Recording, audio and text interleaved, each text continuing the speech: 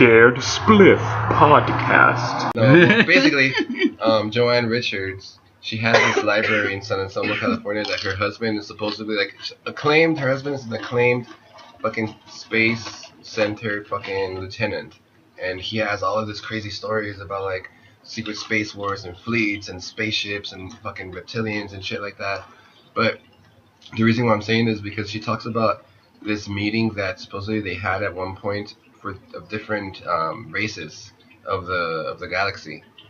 And in that meeting, there was obviously humans, Zetas, Last Starfighters, reptilians, Grays, and then she talked about this. She was talking about a couple of other races that one of them was kind of like light. They were just nothing but light, like just energy. That they were that they had to wear like these suits that kind of like restricted their energy to like a bubble. But then she talked about this other race called the Oceanics, that they live in the ocean. And then I'm just like, what the Atlanteans. Fuck? Yeah, kind of something like that. But that they live in the ocean and that they take care of the ocean, and that basically the reason why I'm bringing that up as well is because recently I read this article that the Russians just recently came out like admitting that they have known about a race of aliens that live in the ocean. And that they've known about this for like years and shit, but they've kept it hidden and shit. So that just reminded me of Joanne Richards talking about the Oceanics, and I'm like, fuck, dude, that's fucking gnar. So anybody that believes in mermaids and things like that, like, I don't know, like, that might be a possibility. Look at that stuff.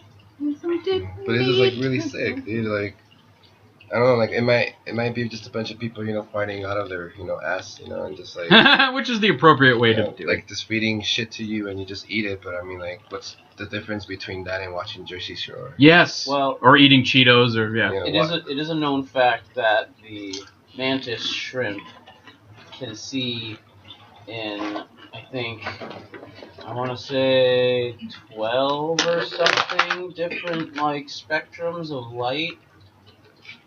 What the fuck? And we can only see in like 6 or something like that. Cool. They can see. Yeah, they can see like so much more than us. Yeah. So basically just based off of that right there, like as far as what your teacher was saying. Yeah, it's like that's bullshit. Like I'm sure they see shit all the time that we can't even. Personally, I don't even believe in birds myself. Yeah, right. Here, you get a B-. Which is like kind of weird because if there's certain science behind that, but then when somebody comes out and says like, oh, I do ritual and scrim and fucking see things through the fucking incense smoke or through the sage, like why the fuck is that so like far fetched? Like I don't understand. Like what are you guys' take from like witchcraft and science? I think it's similar in I've the sense that people have to. It stems from a belief. Like you get an idea or like a desire or like like a belief, and then you have to just go from there and test it out and see what you can do with it. And then I don't know, like science is almost like magic because sometimes things happen where it's you're just like, oh shit, it's like it's almost like magic when it happens, but that's just life, that's being itself. Absolutely. I mean, Big Bear, you're a physicist. No, I just took one class. Close enough. Anyway, but I'm an atheist minister. Well, but we've already talked about that. but my thing about how remember you were talking about how the different aliens have a meeting and they talk to each other. I kind of really don't know how that's true. If we came in contact with our own species on the planet. Yeah. Like if there's a spider or a roach or octopus in the sea or a fish, you could talk to them, but I'm not gonna know what you're saying. So how is it that we on our planet we can't communicate with our own animals, but yet we're somehow gonna go communicate with people or beings we never saw in the first place? The idea that we're going to is that's quite that is a leap. Yeah. Well, I'll be the conspiratorial douchebag and be like, we'll make so sure that we haven't. They ain't telling you bullshit. Andrew Jackson knew that they had Area 51 back then. That we haven't what, communicated with our own animals? It's a true fact. No, like that things, certain things like that don't really exist. You know, like By what? that we haven't been able to make contact with other races from other worlds, or because I mean, like to think that we're the only living beings in this galaxy is fucking really weird. Because like I mean, if you look at it, everybody obviously has seen those videos where like they really show you the placement of Earth in the universe, and you start seeing like how fucking really small we are, and like this huge fucking vast of fucking crap. You know, do you obviously think like there's nobody there? It's like, come on, like that's just. I mean, for me personally, it's like, come on, dude, like, do you really jack yourself off that much? You know, like, I mean, come on, it's just kind of like we have to. It's just out of belief, but I mean, obviously, like, fact is stronger than belief and will always be stronger than belief, no matter what way you want to see it. You know, fact is fact. These are the alternative facts. You know, but I mean, like, if people could believe in, you know, like invincible beings and listen to them and blow themselves up and, you know, like treat other people like shit because of it, then I don't see how believing in something like that is worse than that. You know, but I don't know, who knows? But I still like to hear the obvious, you know, like thoughts of it in a smart way and bringing it back to, you know, like concrete proof and, you know, just like remember, like, dude, you're in the world, you know, like this is now, not, you know, like this fucking huge vast of dreams and shit. Rocksteady and Bebop are real. People need to understand. They're doing experiments on us. They're watching Michael Bay executive produce movies about us. Engineering, man. Yeah, even Santa Claus believes in you. That's why they haven't been in a movie yet. Because if we made a movie about them, they would send us an email like you got that was like, they would reset. Quit trying to. They would reset our mental. Quit pulling that thread about us. Mm-hmm. Yep. You're not allowed. They're making move. No, we shouldn't even be in their creative unconscious. Exactly. We shouldn't even. They shouldn't know shit And then about a purple mohawked warthog and the other guy. They put that turtle and that werewolf in that other movie for a reason. Or whatever it was. I don't remember still. Those in the second. It was a dog. In the second movie, like a lab. they're children. You made me children. Mm-hmm. No, but they can fight, and they'll make a good sequel. But then there's that whole thought of like knowing way too much might be dangerous, you know, because like sometimes when you might understand things a certain way, or like might understand that certain things don't really have another way of being, like they're just like concrete, like how atheists think that, you know, once you die and that's it, you go into nothingness and no more, you know, just, you know, like flat out, that's it, you're gone. And you go back to the earth. Yeah, and you go back to the earth and everything. I do you know? kind of Like, think our consciousness goes away. Like, I'm not saying that the energy isn't redistributed. you're not really helping your ministry, man. I'm speaking my mind.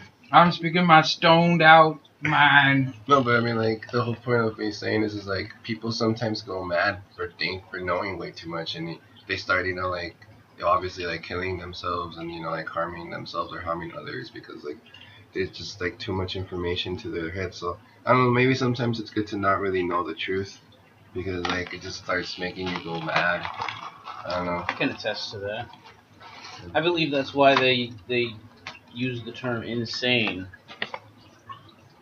Is because you are so sane Oh my god. that you understand everything to the point where it has made you absolutely. So you're crazy. inside of sanity. You're inside of You're sanity so Well, deep that you're done for. It's So- almost, There's So that's the real meaning.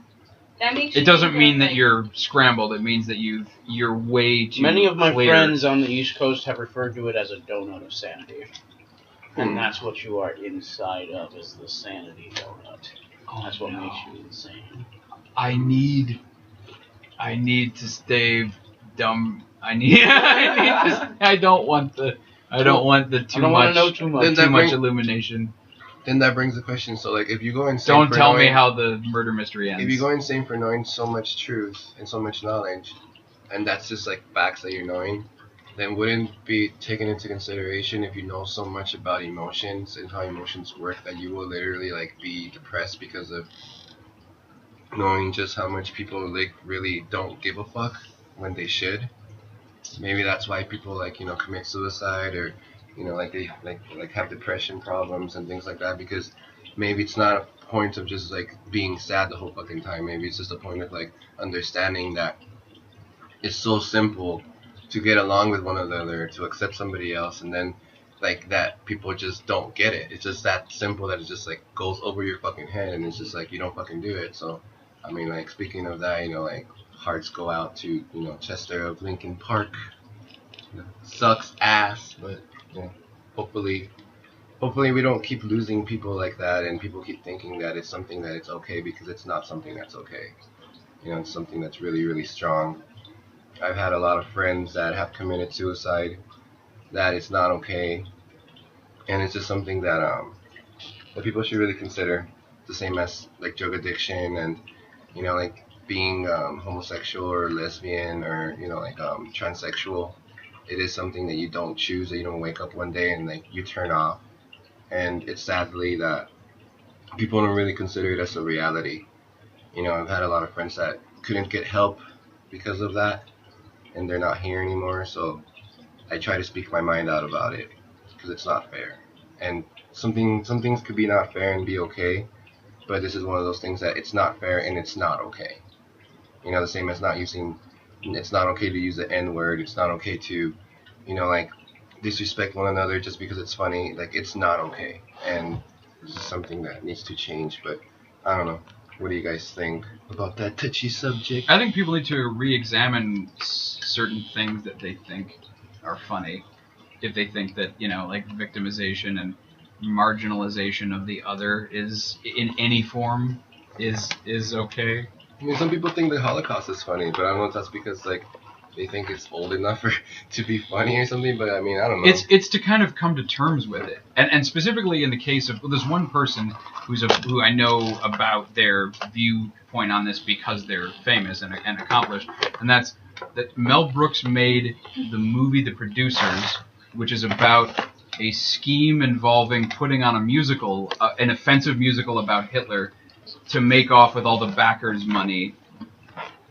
So they deliberately start a play that will flop, and and the play is the most offensive one they could find. It's called the musical called Springtime for Hitler, and so and Mel Brooks has said, I get revenge on my enemies by making them look ridiculous, by mocking them and using my wits to make them look compromised or foolish, or like, yeah. And what was Springtime for Hitler? Like, after what you just said, like, what was the play that they were producing? It was the name of Absolutely. the name of the musical is called Springtime for Hitler. Mm-hmm. And wait, so you've never seen? Oh no, I've seen it. Yeah. I'm just like you're asking what my metaphor is of Hitler.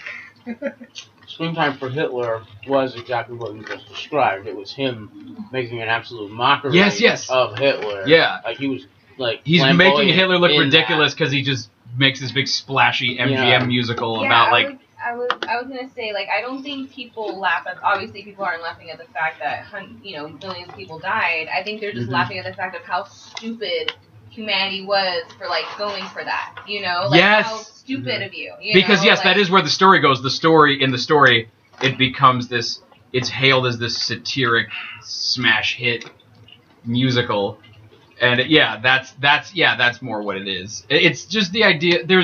There's a game that they play on the short form improv TV show Whose Line Is It Anyway, called World's Worst, and it's played by and the four improvisers line up like a police identification line, and then they step forward one at a time with examples of the world's worst blank, like something they're assigned, and so that's just a thing. It's a comedic device that just works, and so it's like that Springtime for Hitler is like, the point was that they were trying to find a play that nobody would like, so it would fail, and so yes, it's the most offensive thing, but it's it's constructed in a way that's funny because the musical is like cheerful, so right. there's that duality in the tone, or the disparity between subject matter and form execution. So what I'm understanding is that something needs to be funny in order for it to be acceptable.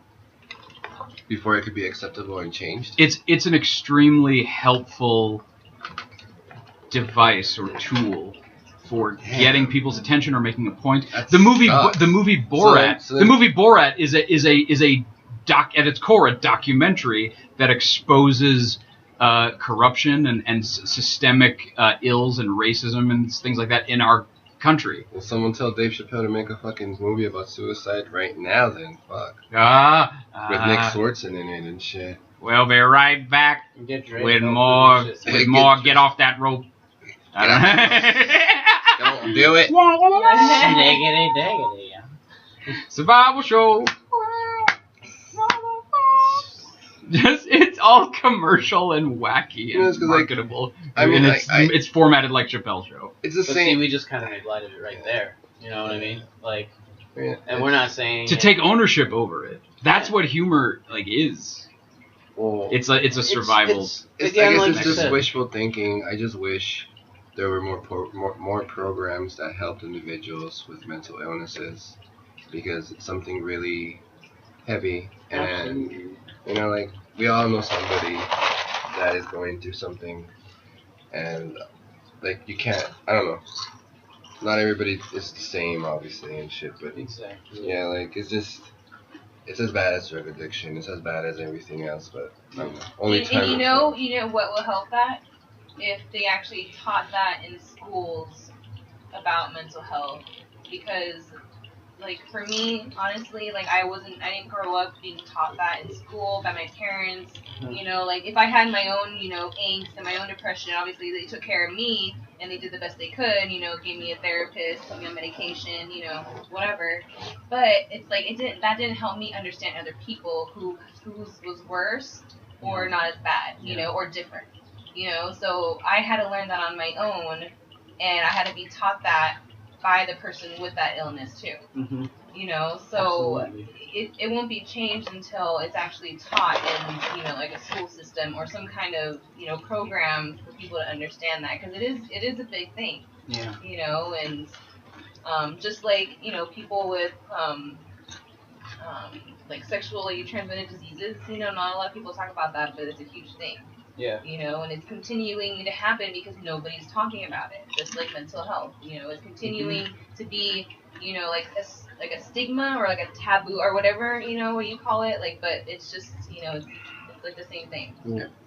Right now, as soon as the news came out on Facebook, that shit blew the fuck up, dude. It was like, holy shit. Like they were passing out fucking $100 bills or some shit, you know? But like, in a very sad way, like, when Chris Cornell died, like, I personally, like, that shit hit me personally, because it's like his music, I'm a fan, and, you know, like, I grew up, you know, listening to Soundgarden and shit, so, like, I'm a fucking huge fan of Soundgarden, and, like, of Chris Cornell, like, his voice, dude, like, he's, oh my god, like, I sleep to his voice. Yeah. I don't know, like, he puts me to sleep, but it's like, yes, you take me to slumber, man. Yeah. He soothes you.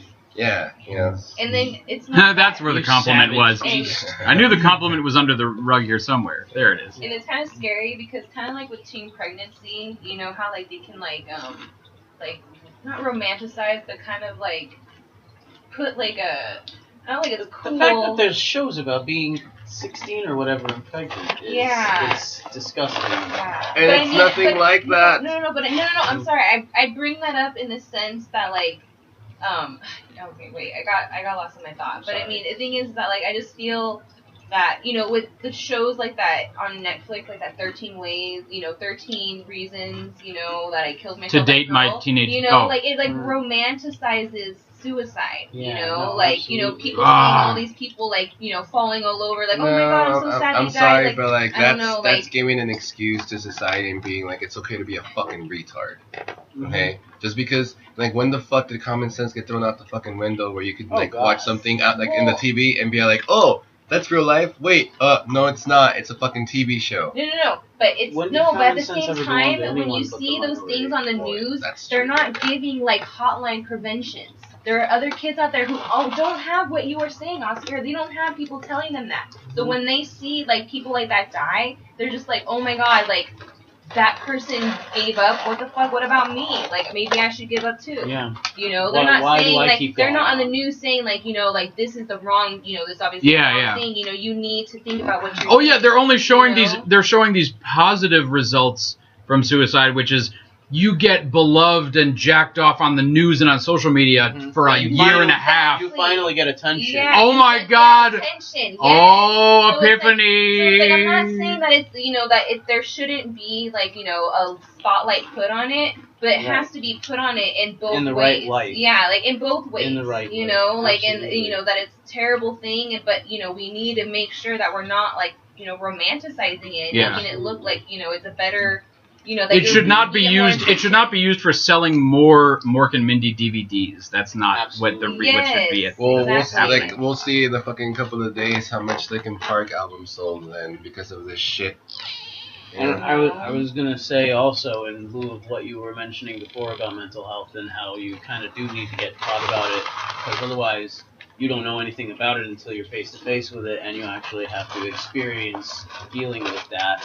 And I'm only as, I guess I can say, fortunate as I am to understand mental health as well as I do, thanks to my mother, who suffers greatly from some very serious mental problems, and it's gone as far as putting her into a, like, she just gets very angry very easily, I guess is one way to put it, and she's got something going on that I can't remember the name of directly right now, but it basically affects the way that her mind works, and she gets buildup of fluid in her brain. No. It's like the opposite of dopamine or the happy juice. But either way, they need to like tap it. They need to literally tap into her brain and like drain it and stuff like that. And one of the last times that she had that happen to her, it literally left her in a wheelchair for years. So it after affects like that. her mobile abilities then. So It like can, a yeah. mini lobotomy then? Kind of. A little bit like that. But all I was really trying to say out of all of that was that, like, if it wasn't for my mother suffering so much from mental disability like she does, I wouldn't have such a good understanding of it, like I said.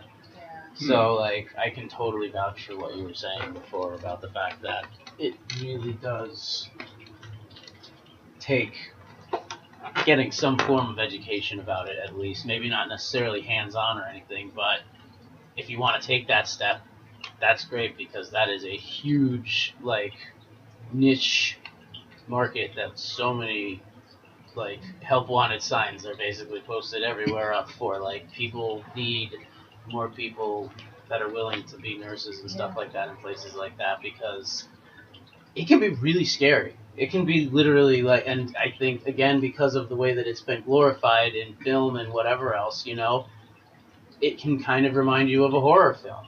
It's something straight out of a horror film, because it's been used so many times as like a stereotypical horrifying thing, you know, but it's like, if you get to know these people, they're just like you and me. They just suffer. They suffer so greatly from something that you can't even see, that they can't even see. And that's the scariest part, is when you suffer from something that is so debilitating, but you can't even look at it. Yeah, you can't even look at it, let alone really label it, until somebody else gets to diagnose you and shit like that. And it's just absolutely terrifying for them.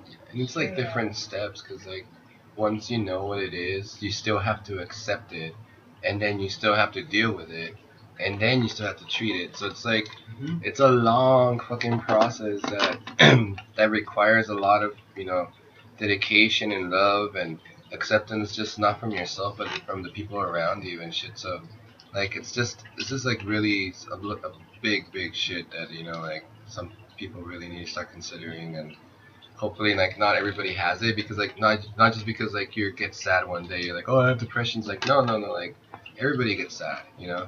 Being sad's okay, you know, like being sad and crying once in a while, that's fucking perfectly fine, you know, like that's a human emotion that everybody goes through, and whoever doesn't cry, then there's something wrong with them. You gotta take a piss out your emotions. Yeah. Okay, so obviously there's different levels. You know, some people have that mental illness, some people don't. you know, but then, you know, who's to say that somebody doesn't have some kind of like sadness or depression? So that's why everybody just has to be good to everybody. You know, like I know it's super hard to like, you know, like when I'm at work, I work in retail, you know, so it's like it's super hard when I'm like having someone in my face, like, you know, obviously they're having an issue, they're having a bad day, you know, but like they have to turn it around and put it on me. But it's just like, as much as like, you know, you want to absorb it and like get mad about it, it's like you can't, you know, you have to be like, you know what, that's on them, and I'm gonna treat them nice still, even though they're being a bitch to me. This is actually a beautiful silver lining, because if that starts to catch on sociologically with people, then we just have a nicer society. As that's the No, yeah, end and result of that. Yeah. Which is And then you won't really have so nifty. many angry, sad ghosts then. Well, there wouldn't be ghosts, because aren't ghosts about? Well, you tell me. Are ghosts about unfinished business? Like, oh, I need to avenge. I don't know. I don't This isn't Casper. Okay. I mean, it depends, dude. I mean, the way that I see it, I mean, if we want to talk about that, you know, like the way that I see it is, it depends on the individual, you know. If you die without certain things being done and you're really, really worried about it, obviously, like your spirit's not going to be at rest. You're gonna linger. Yeah, so you're gonna stay because to treat unfinished business, you know, obviously, because you left worrying with that worry. Some of them just You know? some of them just missed the next transit line to the after. Yeah. And so they're just like waiting for It's the not next. even. It's not even in my opinion, at least. I think that's the worst when you die and you don't know you're dead. Mm. I think that's the fucking I hate that. worst, Okay. dude. Oh, like, if I had a nickel. like that. The others. Yeah, like the imprints and oh shit, dude. Yeah. Like, Yeah, like that, and I don't know how, if I can even That say movie the blew my mind. name of it or not, like that. But, you know, like, it was a phenomenal movie in the sense that you didn't know until the very, very end. It was like The Sixth Sense. That's it. Oh yeah. Oh yeah. That's pretty. That's when Die Hard is a ghost. Oh, Yeah, I mean, that's exactly what I'm saying. Like, I mean, there's a lot of different reasons for what we consider and what we label as ghosts. It's not necessarily all just spirits stuck here for one reason or the other. They're the guests who won't stay dead. Like,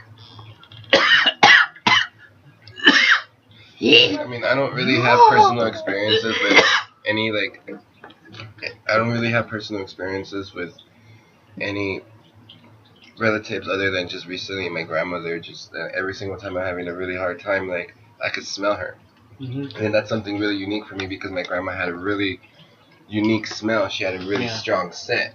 right. You know, so every single time I'm having a downtime or something recently, like I could smell her, and it's like a very comforting thing. And I know like that happens because like she used to worry a lot about me and my brother, so I'm pretty sure my brothers have the same thing. But for me personally, like I smell her a lot, and like that's one of the things. So like I think it's good to always keep in mind certain people and how to treat them and how to act with them even when they're alive, because once they're dead, they're gone, dude. Like you can't fucking do anything. Like you can't be like, oh, I'm so sorry, or like, you know, fucking hold on to that. They're fucking gone, dude. Like fuck off, you know, like it's done, it's finished, you know, like no more.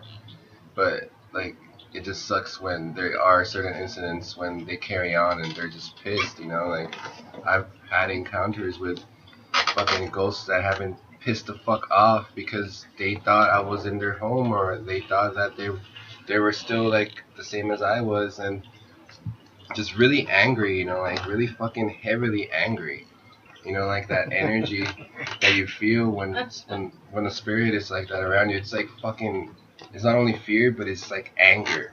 Just so much fucking anger that you don't really understand where it is coming from or anything, but it's really strong. So Can I tell you guys about some of my grandparents and my mom's experience with the paranormal and like ghosts? Because my mom, she has a sixth sense where she can like sense them and she knows they're there. And it's really weird because it's like growing up she wouldn't really share that with me, you know. And then it wasn't until I got older when she would, and like I kind of like I don't know, I never really like thought it was like, oh my god, it's so cool, like my mom, you know. I would just with like whatever, just part of her. And my grandma, she never had that, but for some reason she always had, when them growing up, they were always in a house that was like haunted. Scared Spliff Podcast.